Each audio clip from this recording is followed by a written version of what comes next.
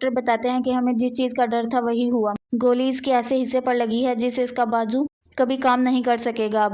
حمزہ کے گھر والے پریشان ہو جاتے ہیں۔ حمزہ کی ماں کہتی ہے کاش ہم نے اپنے بیٹے کی بات مان لی ہوتی۔ دانش رانیہ کو مارتا ہے۔ رانیہ کہتی ہے کہ تم نے جو کرنا ہے کر لو، لیکن میں حمزہ سے محبت کرتی ہوں۔ تم موقع پرست انسان ہو، تم نے موقع سے فائدہ اٹھایا اور دوستی میں دھوکہ دیا ہے۔ رانیہ کے ابو کہتے ہیں چلو رانیہ کو ملنے کے لیے چلتے ہیں۔ رانیہ کی ماں کہتی ہے آپ نے بہت غلط فیصلہ کیا ہے، میں ان لوگوں میں جانا کبھی بھی پسند نہیں کرتی، وہ آستین کے سانپ ہیں۔ رانیہ کے ابو خود چلے جاتے ہیں پھر انہیں ملنے کے لیے۔ آ کر دیکھتے ہیں رانیہ کا حال اور پوچھتے ہیں یہ کیا ہوا ہے۔ رانیہ کہتی ہے اپنے داماد سے پوچھیں، وہ کہتا ہے کہ یہ سیڑھیوں سے گر گئی تھی۔ رانیہ کہتی ہے یہ جھوٹ بول رہے ہیں، اس نے مجھے مارا ہے۔ گھر والے کہتے ہیں کہ ہمیں کیا پتا، تو میاں بیوی کی آپس کی بات ہے، ہمیں کچھ نہیں پتا۔ رانیہ کے ابو کہتے ہیں میں نے کیا سوچ کر اس گھر میں شادی کی تھی اور تم نے وعدہ کیا تھا خوش رکھوں گا، چلو رانیہ یہاں سے چلتے ہیں۔ رانیہ کہتی ہے نہیں، آپ سے میں نے وعدہ کیا تھا مر کر جاؤں گی یہاں سے، اب آپ جائیں، آپ نے جو کرنا تھا فیصلہ کر لیا، اب میں نے بھی فیصلہ کر لیا، میں یہیں رہوں گی۔ حمزہ کی ماں کہتی ہے بیٹا سب کچھ ٹھیک ہو جائے گا، تم پریشان مت ہو۔ حمزہ کہتا ہے کہ امی آپ یہاں سے چلی جائیں، جو آپ نے کرنا تھا کر لیا، میں آپ کو کہہ رہا ہوں نا یہاں سے چلی جائیں۔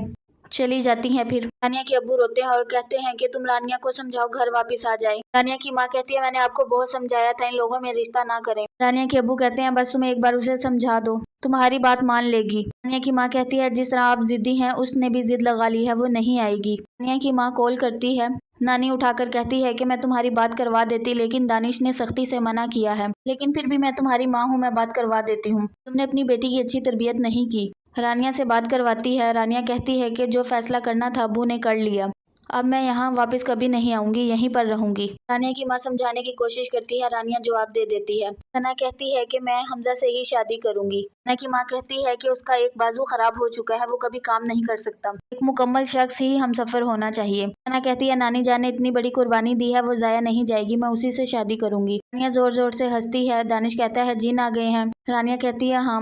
دانش گھڑی مانگتا ہے۔ رانیہ کہتی ہے ماں باپ بھی کتنے عجیب ہوتے ہیں، اپنی قیمتی چیزیں اٹھا کر دامادوں کو دے دیتے ہیں، ان کا منہ اور ان کی اوقات نہیں دیکھتے۔ رانیہ کال کرتی ہے حمزہ کو۔ حمزہ کہتا ہے مجھے محسوس ہو رہا ہے کہ تم رانیہ ہی ہو، کیوں کال کی ہے تم نے، یہ جاننے کے لیے میں زندہ ہوں یا مر گیا؟ تو لو یہ سنو، میں روز مرتا ہوں روز جیتا ہوں۔ رانیہ کے ہاتھ سے فون گر جاتا ہے۔